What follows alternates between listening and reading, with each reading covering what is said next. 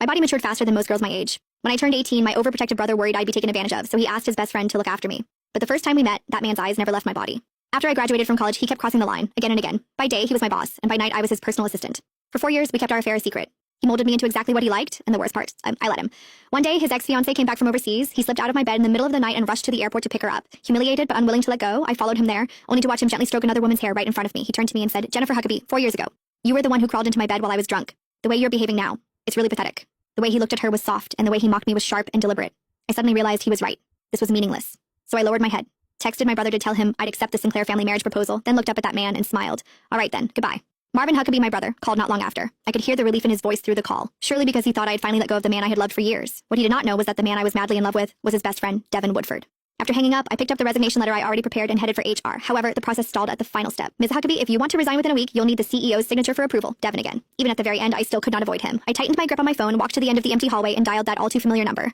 The ringing went on for a long time. Just as I thought no one would pick up, the line clicked. A strange female voice came through. "Hello? Looking for Devin? He's in the shower." In the shower? Those 3 words stabbed my chest like 1,000 poisoned needles. Nonetheless, my voice stayed calm, almost unnaturally so. "No need, thank you." Before she could say anything else, I hung up. The screen went dark, reflecting my pale face. Less than 2 minutes later, my phone buzzed violently again. I stared at Devin's name on the screen for several seconds before answering. "Did you need something?" His tone was businesslike, cold and detached. Just last night, this same man had been on top of me, whispering my name intimately over and over again. My fingers whitened around the resignation letter.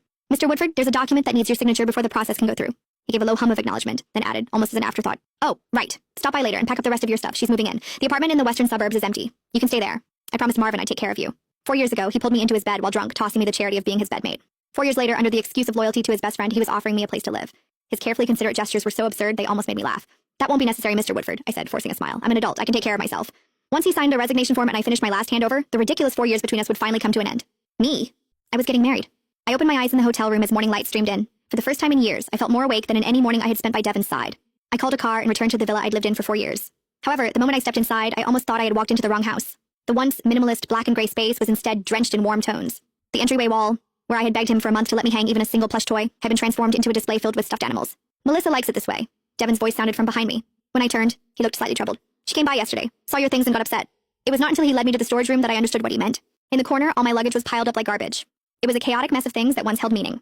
The diamond necklace Devin had given me was crushed beyond recognition, and the pair of mugs we made together were shattered into pieces. He sighed softly. "None of this is worth much anyway, just throw it out. If you need something, I'll buy you new ones." "Not worth much?" My gaze fell on a small, colorful glass jar among the wreckage. The lid had broken open, revealing the folded paper stars inside. There were 1,001 of them, each one I had made back when I secretly loved him, each carrying a bit of affection I never dared to speak aloud. I picked up the cracked jar, then tossed it along with the other broken gifts into the trash bin nearby. Devin's brows furrowed instantly, but I just smiled faintly.